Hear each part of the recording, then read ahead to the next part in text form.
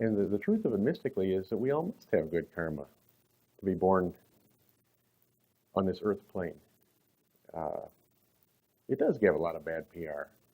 The history of mankind, the things that really make the waves in history seem to be warfare and battles. And how many ways can we tear each other apart and chop each other down, usually in the name of God? Kind of interesting. So a lot of people have the feeling subliminally, if not consciously, that this earth plane, gee, it must be a punishment. We must have offended God or the devil or somebody, or why would we be down here in these crazy things called physical bodies and living among these barbarians called human beings? Oh my God, I'm one of them, So what happens as a result of that, more than anything else, as a result of what we would call that wrong thinking, is that we tend to shut down. The scientists tell us that we're using, some of them that are really optimistic and generous say 10% of our gray matter, and some of them say 3%, and the yogis say 1/10%. But there's a closing off of life. There's a feeling that I must protect myself at all costs from the stressful energies of life, from the stressful energies of the world. And if we can, let's just sort of wipe all that away and set it aside for a moment. The yogic view, certainly I'm not asking you to accept it or to believe it, but simply to meditate upon it, to think about it. The yogic view is that this is a blessing to be born in this earth life, that this is a blessing to be born in this human form, to function through this human form. As Swamiji pointed out earlier, you are not your body, according to yoga. I am not my body. You are not your wonderful personality, according to yoga. I am not my wonderful personality. That you are spirit. Aham Brahmasmi. I am the creative principle. You are the creative principle. That you are immortal into the past and into the future. And that through eons of toil, through eons of gaining merit, you and I, we have been blessed to be incarnated here on the earth in this wonderful spiritual form, barbaric as it may sometimes be. Why? Again, not because we said the wrong thing or did the wrong thing or took a wrong turn or got drunk one night in the astral and woke up here. Sometimes it feels that way, but spiritually, no. The truth of it is that there is a lesson to be learned here. That there is wisdom to be gained here. In a word that we are to attain yoga, what does that word mean? It means yoking. It means union. It means taking the various aspects and forms of our multi-leveled, multi-hued being and reuniting them, getting it all back together. You see these funny yogis doing this type of thing all the time. You see people around the temple here doing this type of thing all the time. Pranam. It has many levels to it. One of the symbolisms is to get it all back together, to reunite the mother and the father within us, to reunite the sun and the moon within us, to reunite the logic and the emotions within us to produce simply a feeling state, an awareness of bliss. I was talking with a fellow seeker upon the path earlier in the day, and he related an experience to me which sounds, if you don't think about it, sounds trivial. He woke up slowly. Well, that's a big accomplishment. How about building a better weapon system? How about making $1 million? How about doing something that's really important? But in this waking up slowly, he said, I discovered something. It's the way that we move from our dream state into this physical waking sensory state. He said it's sort of like pouring from one vase into another, pouring water.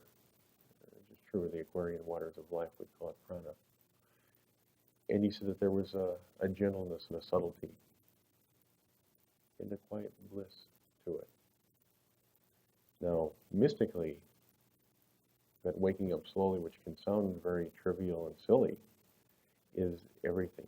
Because he's going to, if he keeps this up, behold the whole mystery of life as it exists in the microcosm, in the mini universe that he is, that you are, that I am, that each of us as a monad, as a spiritual entity unto ourselves, truly is. He's going to begin to behold the truth of life. It is characterized by a state called bliss, called Ananda. Ananda, Ananda, Ananda. If he continues in this movement of gentle living, of wise living, of sane living, the energies that have been so scattered and that have schismed him and myself and perchance you into a million billion different directions and confused us so that we think we are these bodies, which have a moment of birth and obviously a moment of death, and in the meantime and have a lot of bad days in the meantime. The energies which have inaccurately brought about an awareness, I am the body, I am limited, I haven't lived before and I'll never live again, that have brought about this wrong thinking. These energies will begin to reunite. This yoking of my spirit under the Great Spirit, of his spirit under the Great Spirit, will begin to occur in more and more profound ways, and he will remember. And in that remembering, there will be a healing that does take place, the healing of the soul. In yoga, we say you are spirit, self-conscious awareness functioning through a memory tract called the soul. The soul needs to be healed. Why does it need to be healed? Because if I think I'm the body, I'll act in a certain way. If I'm aware that I'm the body at a given moment of time, I may act in a certain way. If I'm aware that I'm the spirit, I will act in a different way. To become aware of one's immortality, to become aware of one's cosmic consciousness, is to begin to let down the barriers that have prevented a free flow of the prana, of the energies, of the waters of life, to the various levels of our mind, of our consciousness, of our earth life, of our physical body. To do this is to allow healing truly to occur.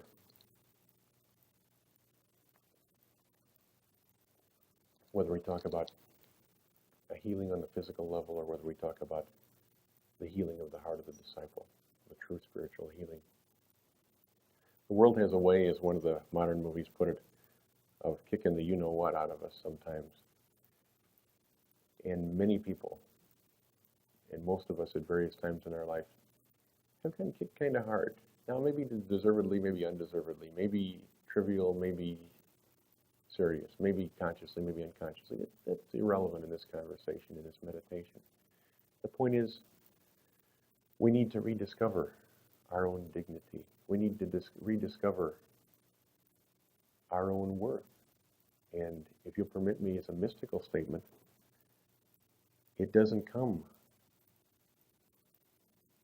from deeper identification with the earth life, or with my ancestry, or with my culture even. As wonderful as the earth life is, as wonderful as yours or my ancestry or culture may or may not be, that's not the point. It comes, according to yoga, from a deconditioning, from a letting go, a detachment, in which there is still warmth, there is still unselfish love, very definitely, and there is still a deep, deep loving kindness called compassion.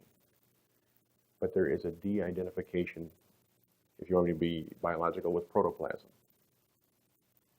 And as a result, the grasping attachment quality, which is the nature of biological living, the food chain, right? There's less and less identification with it. There's more and more of an awareness.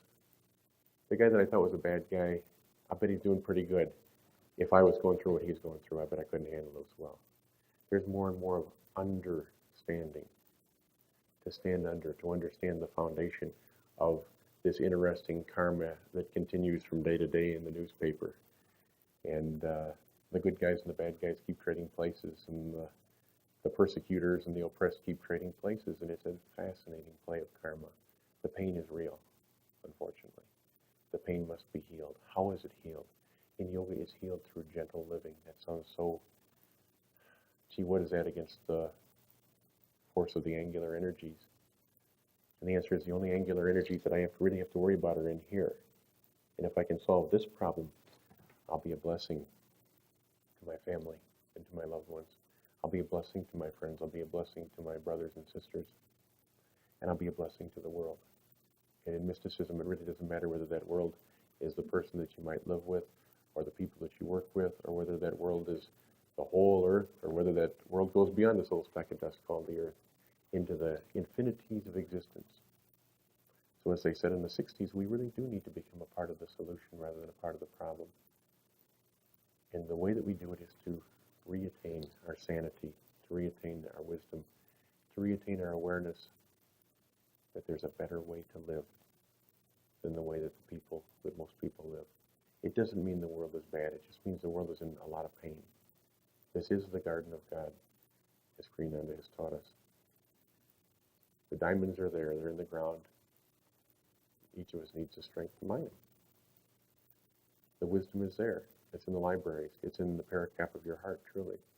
We need the strength and the wisdom to meditate deeply enough to mine that wisdom. The bliss is of the very nature of your awareness. We need the stillness. We need the serenity. We need the sanity to tap that wisdom. In the wonderful Bhagavad Gita, one of the great source books of yoga, Lord Krishna, the oversoul, the higher mind, says, "In every age I reincarnate, the ignorance of the foolish to abate, to give illumination to the holy sage, and to reestablish the Dharma gauge." We call it the doctrine of the Avatara. What it means, and what is promised in the mystical teachings, is that God is saying, life is saying, that the earth will never be without a teacher. Like this, in yoga we talk about symbolism and wheels within wheels, as Ezekiel points out, and the idea that as above, so below, as within, so without, that you are a part of life, not apart from life. And just as the earth will never be without a teacher, mystically, this is the world. Your physical body is the world, is the earth. And therefore, this earth will never be without a teacher either. And that means that there is a state of awareness within you which does embody and does radiate deep, deep spiritual wisdom, truly enlightenment. And that the path of healing is a movement of interning, of letting go of the hurts of yesteryear. But truly, when the moment of balance comes, which it will come for each of us, we will wish an auspicious wish. Once upon a Hasidic time, there was a king and he had a son who was a prince, and the prince liked to raise hell. And the king says, "My son, you can't do this. You're a prince. You got to live decently." Yeah. You know, you sound like one of those adults. And of course, he went around raising hell. And finally, the king got upset. He says, "I can't live with it anymore. Out." And he exiled his son, who he really loved, and it broke his heart. Well, the son went out, continued to raise hell. And this went on for quite some time. And years had passed, and the king realized that he had long since forgiven his son, and he really, really wished to have his company in the twilight years of his life. So he sent forth all of his people there at the castle, and he said, "Find my son. I don't care how long it takes. And when you find him, tell him, your father, the king, has forgiven you. Whatsoever you wish, that wish will be granted." So they searched, and at a certain point, one of the ministers of the king found the son, and he was winter was coming on. He was dressed in peasant's rags. He had no shoes. It looked like it'd been a long time since he had anything substantial to eat. And he was drunk, and he was dancing with a group of peasants. Excuse me. And as he had been directed, the court minister came up to him, and he said, "Prince, your father has forgiven you. Whatsoever you ask, in the whole world it shall be granted." And the prince thought for a minute. He said, "It'd be really nice if I could have a warm pair of boots and a nice coat." And this is what he got. And the minister went on his way. The moment of balance will come to each of us when the healing, on whatever level that healing is needed, of the pocketbook, of the sex life, of the intellectual life, of the job life, of the broken heart, when that healing can occur. We reach the moment called samadhi, called God consciousness, when we stand before the throne of God. Let us, at that moment, wish a great wish. The only way to ensure that is to begin to let noble thoughts flow into us, to let thoughts of healing, to let thoughts of loving kindness flow into each of us at this moment, and at that moment, and at each successive moment until that moment of balance comes. And with these simple thoughts, I'll ask you if you would to re-enter your meditative state, and Goswami Kripananda will join us in just a moment. Namaste.